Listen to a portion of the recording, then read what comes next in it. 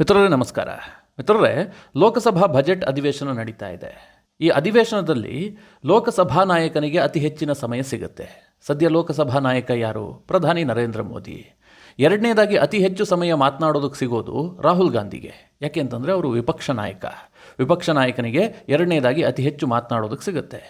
ಸದ್ಯ ನಿರ್ಮಲಾ ಸೀತಾರಾಮನ್ ಬಜೆಟ್ ಮಂಡಿಸಿದ್ದಾರೆ. ಆ ಬಜೆಟ್ ಮೇಲೆ ಚರ್ಚೆ ಆಗ್ತಾ ಇದೆ. ರಾಹುಲ್ ಗಾಂಧಿ ಕೂಡ ಆ ಬಜೆಟನ್ನು ಟೀಕಿಸಿ ಒಂದಷ್ಟು ಮಾತನಾಡಿದ್ದಾರೆ. ಕೇವಲ ಅವರು ಬಜೆಟನ್ನು ಟೀಕಿಸಿಲ್ಲ, ತಾನೊಬ್ಬ ರಾಜಕೀಯ ಮುತ್ಸದ್ದಿ ಆಗಬೇಕು ಅಂತ ರಾಹುಲ್ ಗಾಂಧಿಗೆ ಒಂದು ದೊಡ್ಡ ಬಯಕೆ ಇದೆ. ಅದಕ್ಕೋಸ್ಕರವಾಗಿ ಅವರು ಸಾಕಷ್ಟು ಪ್ರಿಪ್ರೇಷನ್ ಮಾಡ್ಕೊಂಡು ಬಂದಿರ್ತಾರೆ. ಆದರೆ ಮಿತ್ರರೇ, ಆ ರಾಹುಲ್ ಗಾಂಧಿಗೆ ಅದು ಯಾರು ಸಲಹೆ ಕೊಡ್ತಾರೋ ಗೊತ್ತಿಲ್ಲ. ಕೆಲವೊಂದು ಬೇಡದ ವಿಚಾರಗಳನ್ನು ಲೋಕಸಭೆಯಲ್ಲಿ ಅವರು ಚರ್ಚೆ ಮಾಡ್ತಾರೆ, ಅದನ್ನು ಪ್ರಸ್ತಾಪ ಮಾಡ್ತಾರೆ. ಕಾಂಗ್ರೆಸ್ ಪಕ್ಷ ಮತ್ತು ರಾಹುಲ್ ಗಾಂಧಿ ತನ್ನ ಜೀವಮಾನದುದ್ದಕ್ಕೂ ಮಾಡಿರೋದೇನು? ಹಿಂದೂಗಳ ನಂಬಿಕೆಯಾದಂತಹ ರಾಮಾಯಣ, ಮಹಾಭಾರತ, ಭಗವದ್ಗೀತೆ ಇದನ್ನೆಲ್ಲ ಟೀಕಿಸಿರೋದೆ. ಅವರಿಗೇನು ಅದರ ಬಗ್ಗೆ ಬಹಳ ನಂಬಿಕೆ ಇಲ್ಲ. ರಾಮನನ್ನೇ ಒಪ್ಪದಂತಹ ಪಕ್ಷ ಅದು.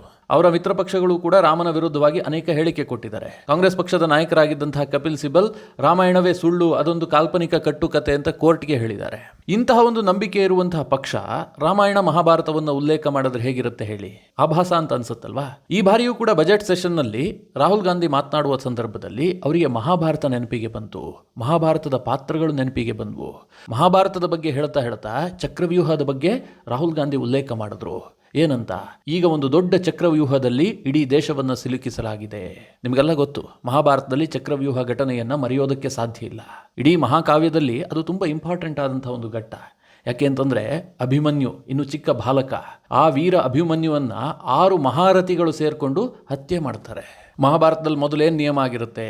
ಒಬ್ಬ ಮಹಾರಥಿ ಜೊತೆಗೆ ಇನ್ನೊಬ್ಬ ಮಹಾರಥಿನೇ ಯುದ್ಧ ಮಾಡಬೇಕು, ಒಬ್ಬನ ಜೊತೆಗೆ ಒಬ್ಬನೇ ಯುದ್ಧ ಮಾಡಬೇಕು. ಒಬ್ಬ ಯುದ್ಧ ಮಾಡುವ ಸಂದರ್ಭದಲ್ಲಿ ಇನ್ನೊಬ್ಬ ಬಂದು ಡಿಸ್ಟರ್ಬ್ ಮಾಡಬಾರ್ದು, ಮತ್ತೊಬ್ಬ ಶಸ್ತ್ರವನ್ನು ಎತ್ತಬಾರ್ದು. ಈ ರೀತಿಯಾಗಿ ನಿಯಮಗಳನ್ನೆಲ್ಲ ಮಾಡಿಕೊಳ್ಳಲಾಗಿರುತ್ತೆ. ಆದರೆ ಅಂತಿಮವಾಗಿ ಏನಾಗುತ್ತೆ? ಒಬ್ಬ ನಿಸ್ಸಹಾಯಕನಾಗಿ ನಿರಾಯುಧನಾಗಿದ್ದಂತಹ ಅಭಿಮನ್ಯುವಿನ ಮೇಲೆ 6 ಮಹಾರಥಿಗಳು ದಾಳಿ ಮಾಡ್ತಾರೆ. ಸ್ವತಃ ಗುರು ದ್ರೋಣರು ಕೂಡ ಅಲ್ಲಿರ್ತಾರೆ, ಕೃಪಾಚಾರ್ಯರು ಇರ್ತಾರೆ, ಕರ್ಣ ಇರ್ತಾನೆ. ದುರ್ಯೋಧನ, ದುಶ್ಯಾಸನ ಬಿಡಿ, ಅವ್ರಿಗೆ ಯಾವುದೂ ಧರ್ಮ ಇರೋದಿಲ್ಲ, ಅವರು ದಾಳಿ ಮಾಡ್ತಾರೆ. ಹೀಗಾಗಿ ಮಹಾಭಾರತದಲ್ಲಿ ಈ ಚಕ್ರವ್ಯೂಹಕ್ಕೆ ಬಹಳ ಮಹತ್ವ ಇದೆ. ಈಗ ರಾಹುಲ್ ಗಾಂಧಿ ಏನು ಮಾಡಿದ್ರು ಸಂಸತ್ನಲ್ಲಿ? ಈ ಚಕ್ರವ್ಯೂಹವನ್ನು ಸದ್ಯದ ಪರಿಸ್ಥಿತಿಗೆ ಹೋಲಿಸಿದ್ರು. ಸದ್ಯ ಇಡೀ ದೇಶವನ್ನ ಬಿಜೆಪಿ ಒಂದು ಚಕ್ರವ್ಯೂಹದಲ್ಲಿ ಸಿಲುಕಿದೆ. ಈಗ ಇಲ್ಲಿ ಮಹಾರಥಿಗಳಾಗಿರುವಂತಹದ್ದು ನರೇಂದ್ರ ಮೋದಿ, ಅಮಿತ್ ಶಾ, RSSನ ಮುಖ್ಯಸ್ಥ ಮೋಹನ್ ಭಾಗವತ್, ರಾಷ್ಟ್ರೀಯ ಭದ್ರತಾ ಸಲಹೆಗಾರರಾಗಿರುವಂತಹ ಅಜಿತ್ ದೋವಲ್, ಜೊತೆಗೆ ಅಂಬಾನಿ, ಅದಾನಿ, ಇವರು 6 ಜನ ಸೇರಿ ಇಡೀ ದೇಶವನ್ನ ಚಕ್ರವ್ಯೂಹಕ್ಕೆ ಸಿಲುಕಿಸಿದ್ದಾರೆ.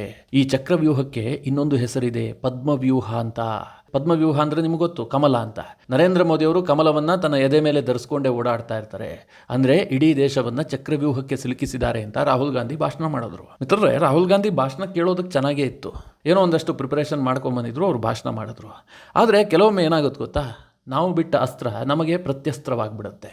ಈ ಪ್ರತ್ಯಸ್ತ್ರ ಮಾಡಿದ್ದು ಬಿಜೆಪಿಯ ಸಂಸದ, ಮಾಜಿ ಮಂತ್ರಿ ಅನುರಾಗ್ ಠಾಕೂರ್.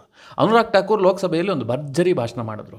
ಅವರ ಭಾಷಣ ಎಷ್ಟು ಅಗ್ರೆಸಿವ್ ಆಗಿತ್ತು ಅಂತಂದರೆ, ಪ್ರಧಾನಿ ನರೇಂದ್ರ ಮೋದಿ ಅವರೇ ಆ ಭಾಷಣವನ್ನು ಜನರು ಕೇಳಲಿ ಅಂತೇಳಿ ಒಂದು ಟ್ವೀಟ್ ಮಾಡಿದ್ದಾರೆ. ಯಾಕೆಂದರೆ ಅವರ ಭಾಷಣದಲ್ಲಿ ಅಷ್ಟೊಂದು ಉಲ್ಲೇಖವನ್ನು ಮಾಡಿದ್ದಾರೆ. ರಾಹುಲ್ ಗಾಂಧಿ ನಿರ್ಮಿಸಿದಂತಹ ಚಕ್ರವ್ಯೂಹದಲ್ಲಿ ಸ್ವತಃ ರಾಹುಲ್ ಗಾಂಧಿ ಸಿಲುಕುವಂತೆ ಅನುರಾಗ್ ಠಾಕೂರ್ ಮಾಡಿದ್ದಾರೆ. ಮಿತ್ರರೇ, ಅದು ಹೇಗೆ ಅಂತ ಹೇಳ್ತೀನಿ ಕೇಳಿ. ಅನುರಾಗ್ ಠಾಕೂರ್ ಮಾತನಾಡ್ತಾ ಚಕ್ರವ್ಯೂಹದ ಬಗ್ಗೆ ಉಲ್ಲೇಖ ಮಾಡಿದ್ರು. ಇವತ್ತು ಲೋಕಸಭೆಯ ವಿರೋಧ ಪಕ್ಷದ ನಾಯಕರಾದಂತಹ ರಾಹುಲ್ ಗಾಂಧಿ ಮಹಾಭಾರತದ ಬಗ್ಗೆ ನಮಗೆ ಜ್ಞಾನ ಕೊಟ್ಟಿದ್ದಾರೆ. ಅವರು ಹೇಗೆ ಮಾಡಿದ್ರು ಅಂತಂದರೆ, ಬಹುಶಃ ಸ್ಯಾಮ್ ಅಂಕಲ್ನಿಂದ ಈ ಮಹಾಭಾರತವನ್ನು ಕಲ್ತಿರಬೇಕು, ಆಕ್ಸಿಡೆಂಟಲ್ ಹಿಂದೂ ಅಂತ ಟೀಕೆ ಮಾಡಿದ್ರು. ಸ್ಯಾಮ್ ಅಂಕಲ್ ಯಾರು ಅಂತಂದರೆ ಸ್ಯಾಮ್ ಪಿತ್ರೋಡ, ರಾಹುಲ್ ಗಾಂಧಿಯವರ ಪರಮಾಪ್ತ. ರಾಹುಲ್ ಗಾಂಧಿಗೆ ಒಂದು ರೀತಿಯಲ್ಲಿ ಗೈಡ್ ಇದ್ದಂತೆ. ಅವರಿಂದಲೇ ಬಹುಶಃ ಮಹಾಭಾರತದ ಜ್ಞಾನವನ್ನು ತಿಳ್ಕೊಂಡಿರಬೇಕು ಅಂತ ಅನುರಾಗ್ ಠಾಕೂರ್ ಟೀಕೆ ಮಾಡಿದ್ರು. ಜೊತೆಗೆ ಆಕ್ಸಿಡೆಂಟಲ್ ಹಿಂದೂ ಅಂತ ಕರೆದ್ರು. ಮಿತ್ರರೇ, ಇದಿಷ್ಟೇ ಅಲ್ಲ, ಚಕ್ರವ್ಯೂಹದ ವಿಚಾರವನ್ನು ರಾಹುಲ್ ಗಾಂಧಿ ಪ್ರಸ್ತಾಪ ಮಾಡಿದ್ರಲ್ಲ, ಅದಕ್ಕೆ ಶಶಿ ತರೂರ್ ಬರೆದಂತಹ ಒಂದು ಪುಸ್ತಕವನ್ನು ಉಲ್ಲೇಖ ಮಾಡಿ ರಾಹುಲ್ ಗಾಂಧಿ ಪೇಚಿಗೆ ಸಿಲುಕು ಹಾಗೆ ಮಾಡಿದ್ರು. ಕಾಂಗ್ರೆಸ್ನ ಸಂಸದರಾಗಿರುವಂತಹ ಶಶಿ ತರೂರ್, ಮಾಜಿ ಮಂತ್ರಿ ಕೂಡ ಹೌದು, ಕಾಂಗ್ರೆಸ್ನಲ್ಲಿ ತುಂಬ ಪ್ರಭಾವಿ ನಾಯಕ. ಈ ಹಿಂದೆ AICC ಅಧ್ಯಕ್ಷರಾಗಬೇಕು ಅಂತ ಚುನಾವಣೆ ಕೂಡ ನಿಂತಿದ್ರು. ಅಂತಹ ಶಶಿ ತರೂರ್ 1993ರಲ್ಲಿ ಒಂದು ಪುಸ್ತಕ ಬರೀತಾರೆ. ಆ ಪುಸ್ತಕದ ಹೆಸರು ದ ಗ್ರೇಟ್ ಇಂಡಿಯನ್ ನಾವೆಲ್ ಅಂತ. ಆ ಪುಸ್ತಕ ಯಾವುದಕ್ಕೆ ಸಂಬಂಧಪಟ್ಟಿದ್ದಾಗಿರುತ್ತೆ ಅಂತಂದರೆ ಎಮರ್ಜೆನ್ಸಿಗೆ ಸಂಬಂಧಪಟ್ಟಿದ್ದಾಗಿರುತ್ತೆ. ಅವರು ಕೆಲವರಿಗೆ ಅದರಲ್ಲಿ ಒಂದೊಂದು ಪಾತ್ರಗಳನ್ನು ಕೊಟ್ಟಿದ್ದಾರೆ. ಮುಖ್ಯವಾಗಿ ಕೌರವರು ಅಂತಂದರೆ ಕಾಂಗ್ರೆಸ್ನವರು, ನೆಹರು ಕುಟುಂಬದವರು. ಅದರಲ್ಲಿ ಧೃತರಾಷ್ಟ್ರ ಯಾರು ಕೇಳಿದ್ರೆ ಈ ದೇಶದ ಪ್ರಥಮ ಪ್ರಧಾನಮಂತ್ರಿ. ಈ ದೇಶದ ಪ್ರಥಮ ಪ್ರಧಾನಮಂತ್ರಿ ಯಾರು? ನೆಹರು. ನೆಹರುಗೆ ಇದೇ ಶಶಿ ತರೂರ್ ಧೃತರಾಷ್ಟ್ರ ಅಂತ ಕರೆದಿದ್ದಾರೆ. ಅಂದರೆ ಕುರುಡು ಪುತ್ರಾಭಿಮಾನ. ಜೊತೆಗೆ ಅವರು ಇನ್ನೊಂದು ಪಾತ್ರ ಯಾವುದು ಕೇಳಿದ್ರೆ ಪ್ರಿಯ ದುರ್ಯೋಧನಿ. ನಿಮಗೆಲ್ಲ ಗೊತ್ತು, ಇಂದಿರಾ ಪ್ರಿಯದರ್ಶಿನಿ. ಅಂದರೆ ನೆಹರು ಅವರ ಪುತ್ರಿಯಾದಂಥ ಇಂದಿರಾ ಗಾಂಧಿ, ಅವರ ಹೆಸರು ಇಂದಿರಾ ಪ್ರಿಯದರ್ಶಿನಿ. ಅದಕ್ಕೆ ಶಶಿ ತರೂರ್ ಬರೀತಾರೆ ಪ್ರಿಯ ದುರ್ಯೋಧನಿ.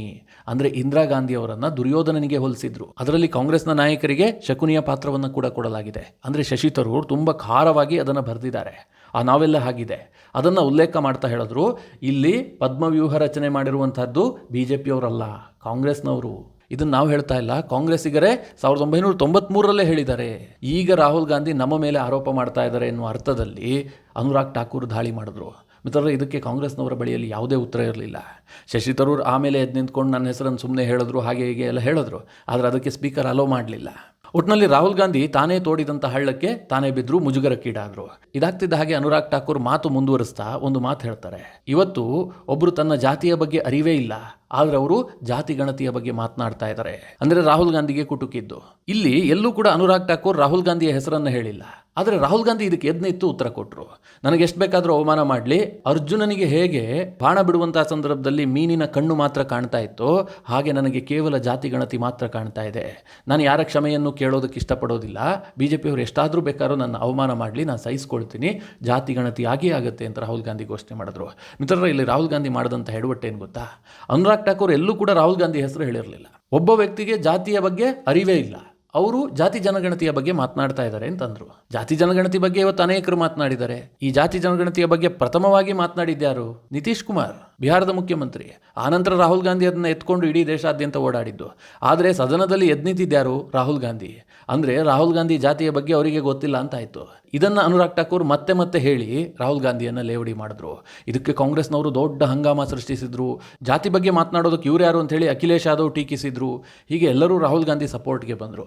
ಆದರೆ ಅನುರಾಗ್ ಠಾಕೂರ್ ಮಾತಿನ ಬಲೆಯಲ್ಲಿ ರಾಹುಲ್ ಗಾಂಧಿಯನ್ನು ಸಿಲುಕಿಸಿದ್ರು. ರಾಹುಲ್ ಗಾಂಧಿಯೇ ಸೃಷ್ಟಿ ಮಾಡಿದಂತಹ ಚಕ್ರವ್ಯೂಹದ ಒಳಗೆ ಸ್ವತಃ ರಾಹುಲ್ ಗಾಂಧಿ ಸಿಲುಕುವಂತೆ ಮಾಡಿದ್ರು. ಹೀಗಾಗಿ ನರೇಂದ್ರ ಮೋದಿ ಅವರು ಅನುರಾಗ್ ಠಾಕೂರ್ ಅವರ ಭಾಷಣವನ್ನು ಎಲ್ಲರೂ ಒಮ್ಮೆ ಕೇಳಿ ಅಂತ ಹೇಳಿದ್ದಾರೆ. ರಾಹುಲ್ ಗಾಂಧಿ BJPಯ ಮೇಲೆ ಹಲವು ಆರೋಪ ಮಾಡಿದ್ರು. ಅದಕ್ಕೆ ಅನುರಾಗ್ ಠಾಕೂರ್ ಹೇಗೆ ಉತ್ತರ ಕೊಟ್ಟರು ಕೇಳಿದ್ರೆ, ಬೋಫೋರ್ಸ್ ಹಗರಣದಿಂದ ಶುರು ಮಾಡಿ 2G, ಅಗಸ್ಟಾ ವೆಸ್ಟ್ಲ್ಯಾಂಡ್, ಕಲ್ಲಿದ್ದಲು ಹಗರಣ, ಹೀಗೆ ಕಾಂಗ್ರೆಸ್ನ ಅವಧಿಯಲ್ಲಾದಂತಹ ಎಲ್ಲ ಹಗರಣವನ್ನು ಉಲ್ಲೇಖಿಸಿ ಇದರ ಹಲವ ತಿಂದಿದ್ದು ಯಾರು ಅಂತ ಕೇಳಿದ್ರು. ಮಿತ್ರರೇ, ಇತ್ತೀಚಿನ ದಿನಗಳಲ್ಲಿ ಲೋಕಸಭೆಯಲ್ಲಾದಂತಹ ಒಂದು ಜಿದ್ದಿನ ಫೈಟ್ ಇದು. ಯಾವ ರೀತಿಯಾಗಿತ್ತು ಅಂತಂದ್ರೆ, ಕಾಂಗ್ರೆಸ್ ನಾಯಕರು ಬಿಟ್ಟಂತಹ ಬಾಣಗಳನ್ನು ಅನುರಾಗ್ ಠಾಕೂರ್ ಕಾಂಗ್ರೆಸ್ ನಾಯಕರಿಗೆ ತಿರುಗಿಸಿಬಿಟ್ರು. ಹೀಗಾಗಿ ನರೇಂದ್ರ ಮೋದಿ ಅವರು ಹೇಳಿದ್ದು, ಈ ಭಾಷಣವನ್ನು ಎಲ್ಲರೂ ನೋಡಿ ಅಂತ. ಮಿತ್ರರೇ, ರಾಹುಲ್ ಗಾಂಧಿಯವರ ಚಕ್ರವ್ಯೂಹದ ಕಾಮೆಂಟ್ ಬಗ್ಗೆ ನೀವೇನು ಹೇಳ್ತೀರಿ? ನಿಮ್ಮ ಅನಿಸಿಕೆ ಅಭಿಪ್ರಾಯವನ್ನು ಕಮೆಂಟ್ ಮಾಡುವ ಮೂಲಕ ನಮಗೆ ತಿಳಿಸಿ. ಹಾಗೆ ನಿಮಗೆ ಈ ವಿಡಿಯೋ ಇಷ್ಟವಾದರೆ ಲೈಕ್ ಮಾಡಿ. ಜೊತೆಗೆ ನೀವಿನ್ನೂ ನಿಮ್ಮ ನೆಚ್ಚಿನ ಸಂಸ್ಕಾರ ಸೌರಭ ಯೂಟ್ಯೂಬ್ ಚಾನಲ್ನ ಸಬ್ಸ್ಕ್ರೈಬ್ ಮಾಡಿಲ್ಲ ಅಂತಾದರೆ ಈ ಕೂಡಲೇ ಸಬ್ಸ್ಕ್ರೈಬ್ ಮಾಡಿ. ಮುಂದಿನ ಎಲ್ಲ ಅಪ್ಡೇಟ್ಗಳ ನೋಟಿಫಿಕೇಷನ್ಗಾಗಿ ಬೆಲ್ ಐಕಾನ್ ಒತ್ತಿ.